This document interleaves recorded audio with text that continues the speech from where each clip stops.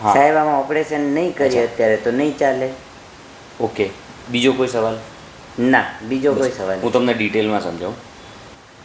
જુઓ કે તમારો MRI આપણે બાજુમાં મૂકી દઈએ, એ જવા દો. આ તમે એમ સમજો કે તમને ઇન્ફેક્શન છે, બરાબર છે, એ તો આપણને ક્લિયર થઈ ગયું કેમ કે આટલી હદનો દુખાવો છે, અત્યારે તાવે આવી રહ્યો છે, પગમાં પણ દુખાવો થાય છે, બધું જ છે, બરાબર.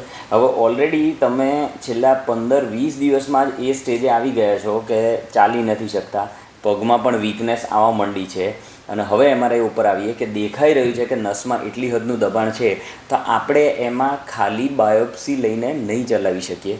આમાં આપણે નસની ઉપરનું દબાણ હટાડવું પડશે અને ત્યાં આગળ સ્ક્રૂ નાખીને ફિક્સ પણ કરવું પડશે. જો એ ફિક્સેશન કરશું, આપણે સ્ટેબિલાઇઝ કરશું તમારા મણકાને, તો જ તમે ઇઝીલી ચાલી શકશો.